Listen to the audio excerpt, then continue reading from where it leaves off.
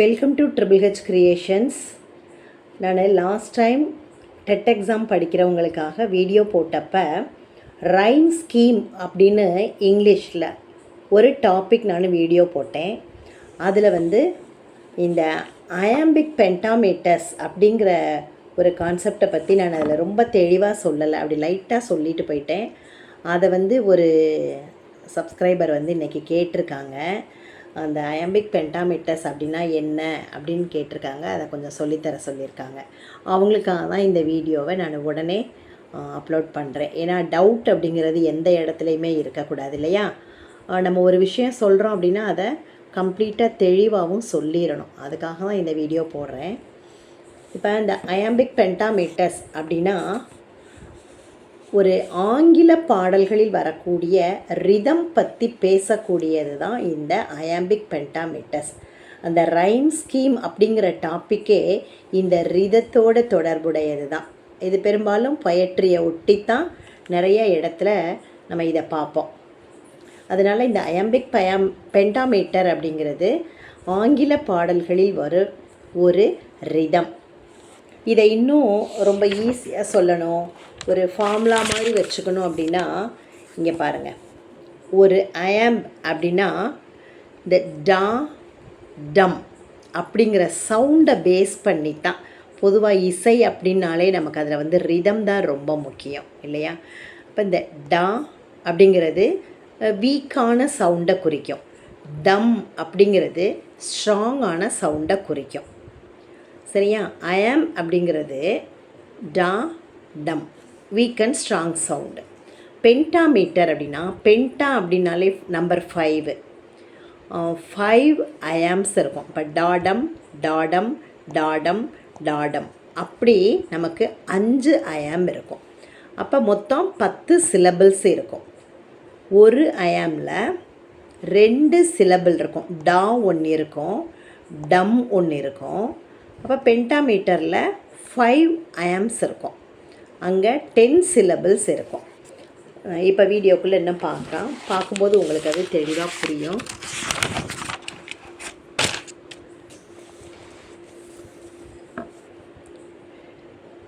இந்த அயாம்ப் அப்படிங்கிறது stressed, unstressed and stressed. டா அப்படிங்கிறது லேசான சவுண்டு, வீக்கான சவுண்டு. ஸோ இது அன்ஸ்ட்ரெஸ்டு. டம் அப்படிங்கிறது நல்லா நம்ம அழுத்தி சொல்கிறோம், அதனால் அது ஸ்ட்ரெஸ்டு. இதுக்கு இப்போ எக்ஸாம்பிள் பார்த்தோம் அப்படின்னா புரியும். Today I walk along the road with Joy அப்படின்னு ஒரு சென்டென்ஸ் சொல்கிறோம் அப்படின்னா டுடே அப்படிங்கிறத நம்ம பிரிக்கிறோம். Today today. இப்போ இந்த டேன்னு சொல்லும்போது நம்ம அழுத்தி சொல்கிறோம். அதனால் இந்த டேயை நம்ம கேபிட்டல் லெட்டரில் இந்த டம் பகுதியை எழுதிக்கணும். டாவை ஸ்மால் லெட்டர்லையும் டம்மை கேபிட்டல் லெட்டர்லையும் நம்ம எழுதுகிறோம். டுடே அந்த டேங்கிறதுல நம்ம ஸ்ட்ரெஸ் கொடுக்குறோம், அதனால் இதை கேபிட்டல் பண்ணியிருக்கோம். ஸோ அப்போ இந்த 2 அப்படிங்கிறது டா, டே என்பது டம். இப்போ இங்கே ஒரு அயாம் வந்துருச்சு. அடுத்து ஐ வாக்கு, ஐங்கிறத லேசாக சொல்கிறோம், வாக் அப்படிங்கிறத டம்மில் சொல்கிறோம். அதே போல் அலாங், அலாங் ஆவை லேசாக சொல்லிவிட்டு லாங் அப்படிங்கிறத நம்ம ஸ்ட்ரெஸ் பண்ணி சொல்கிறோம். த ரோடு, தங்கிறத லைட்டாக சொல்லிவிட்டு ரோடுங்கிறத ஸ்ட்ரெஸ் கொடுக்குறோம். வித் ஜாய், அந்த ஜாயை நம்ம நல்லா அழுத்தி சொல்கிறோம். அப்போ இங்கே ஒரு டாடம், மொத்தம் 5 வந்திருக்கும் பாருங்கள். இங்கே ஒரு டாடம், இங்கே ஒரு டாடம், இங்கே ஒரு டாடம், டாடம் டாடம், மொத்தம் 5 டாடம் இருக்குது. அப்போ இதை தான் நம்ம பென்டாமீட்டர் அப்படின்னு சொல்கிறோம். பென்டாமீட்டர் அப்படின்னா இப்படி 5 விதமாக நமக்கு அதை பிரித்து எழுதி காமிக்க தெரியணும். இந்த அயாம்பிக் பென்டாமீட்டர்ஸ் 4 உட்பிரிவுகளை கொண்டது. 4 டைப் இருக்கும். ஃப்ரீ டைப், அதாவது ஃப்ரீ வேர்ஸ் அப்படின்னு சொல்லுவோம். இதில் ரைமும் இருக்காது, ரிதமும் இருக்காது. சரிங்களா. அங்கே ஃபிக்ஸ்டான மீட்ரு எதுவுமே இருக்காது. இப்போ அதை கவிஞர் தன்னுடைய பாடலில் எப்படி வேணாலும் எழுதிக்கலாம். ஃப்ரீ வேர்ஸ் அப்படின்னா அங்கே வந்து நோ ரைம் நோ ரித்தம், கவிஞர் தான் விரும்பும்படி எழுதி கொள்ளலாம். இப்போ இதுக்கு எக்ஸாம்பிள் பாருங்கள். The wind moves softly through the silent trees and the night listens அப்படின்னு கொடுத்துருக்கோம். இங்கே ரைம் இருக்கா? இல்லை, ரைமிங்கான வேர்ட்ஸ் கிடையாது. இங்கே வந்து 10 syllable வருமா? அதுவும் வராது. அப்போ அதனால் இதை வந்து ரெண்டுமே இல்லை, அது ரொம்ப ஃப்ரீ ஆகிட்டு. ஃப்ரீ வேர்ஸ் அதை நினைவில் வச்சுக்கோங்க, எதுவுமே இருக்காது, நோ ரைம் ஆர் பேட்டர்ன். அதுக்கு அடுத்தது வந்து blank வேர்ஸ் அப்படின்னு சொல்லுவோம். இது பெரும்பாலும் எதில் கையாளப்படும் அப்படின்னா ட்ராமாஸில் இந்த மாதிரி வரும். இது வந்து ஷேக்ஸ்பியர் அப்படி சொல்லியிருப்பார். அதில் இந்த blank வேர்ஸ் தான் அவர் ரொம்ப யூஸ் பண்ணியிருக்கிறார் அப்படின்னு சொல்கிறாங்க. இதில் வந்து அயாம்பிக் பேராமீட்டர் பென்டாமீட்டர் இருக்கும், ரைம் இருக்காது. பென்டாமீட்டர் இருக்கும், ரைம் இருக்காது. சரிங்களா? அப்போ இங்கே இருக்கிற சென்டென்ஸை பாருங்கள். த சன் இங்கே அழுத்திட்டோம்.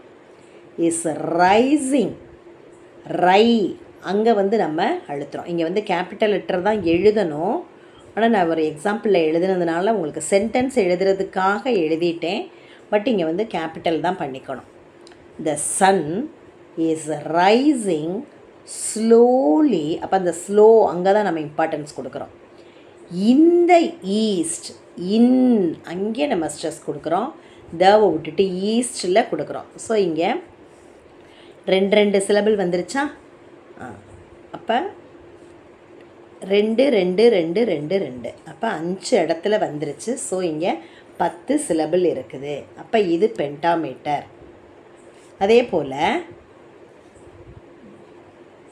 இங்கே பாருங்கள், ஈஸ்ட்டு, ட்ரீஸு, ஃபீல்ஸு அப்படி இருக்குது. இது வந்து நமக்கு ரைமிங்காக வரல, பென்டாமீட்டர் தான் இருக்கே தவிர அங்கே ரைம் கிடையாது. அதனால் இது வந்து blank verse. அதே போல் இங்கே அடுத்த எக்ஸாம்பிள் பாருங்கள். த birds begin to Singh among the trees. A gentle breeze moves softly through the fields. இப்போ நம்ம வாசிக்கையிலேயே எங்கேயெல்லாம் நம்ம ஸ்ட்ரெஸ் கொடுக்குறோம் அப்படிங்கிறத பார்த்துக்கலாம். அடுத்தது நான்சென்ஸ் வேர்ஸ். நான்சென்ஸ் அப்படின்னாலே நமக்கு ஓரளவு புரிஞ்சிடும். அதில் ஒன்றும் இருக்காது, அர்த்தம் இருக்காது. அதனால தான் நம்ம அதை வந்து நான்சென்ஸ் வேர்ஸ் அப்படின்னு சொல்கிறோம். அது வந்து யாருக்காக பாடப்பட்டதில் இருக்கும் அப்படின்னா குழந்தைங்களுக்காக இருக்கிறதுல பாடப்பட்டிருக்கும். ஏன்னா குழந்தைங்களுக்கு மீனிங் ரொம்ப முக்கியம் இல்லை, அவங்களுக்கு அதை பற்றி புரிஞ்சுக்கவும் தெரியாது. அதனால் அவங்களுக்கு என்ன இருக்கணும் அப்படின்னா கொஞ்சம் சவுண்டு மட்டும் அவங்களுக்கு இருக்கணும். அந்த மாதிரி தான் அவங்க வந்து கொஞ்சம் நல்லா ஃபன்னியாக அர்த்தம் இருந்தால் கூட அந்த ரிதமோ அல்லது அந்த சவுண்டோ குழந்தைங்களுக்கு ஜங் ஜங் அப்படின்னு வரும் பார்த்திங்களா, அப்படி இருந்தால் அவங்களுக்கு அது பிடிக்கும். இதில் ஃபன்னி அல்லது மீனிங் இல்லாத சொற்கள் கொண்டு எழுதப்படும்.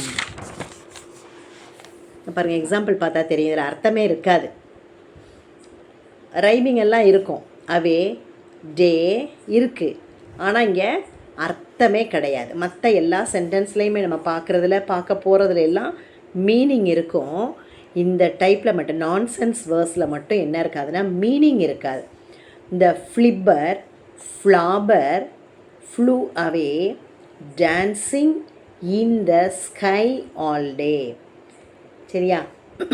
இதில் என்ன இல்லைன்னா மீனிங் இல்லை, அதனால் இது nonsense verse. The last one is full verse. இப்போ இதை நம்ம கேட்கையிலே நமக்கு ஓரளவு தெரிஞ்சிடும். ஃபுல் வேர்ஸ் அப்படின்னு கொடுக்கையில் என்ன இருக்கும்? ரெண்டுமே இருக்கும். பென்டாமீட்டரும் இருக்கும், பேட்டர்னும் இருக்கும், ரைமும் இருக்கும். அதனால் ரித்தம் அண்ட் ரைம் இரண்டுமே இருக்கும் அப்படின்னு போட்டிருக்கோம். இதை வந்து நான் முதல்ல சொல்லிட்டேன். இப்போ இதுக்கு இந்த ஃபுல் வேர்ஸுக்கு நம்ம எக்ஸாம்பிள் பார்க்கலாம்.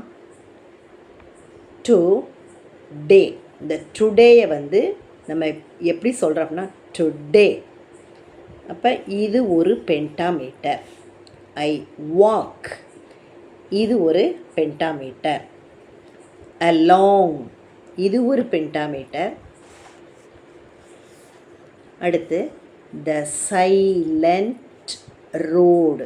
த சை, அங்கே நம்ம ஸ்ட்ரெஸ் பண்ணுறோம், அதனால் இங்கே ஒரு ஐஆம் இருக்குது.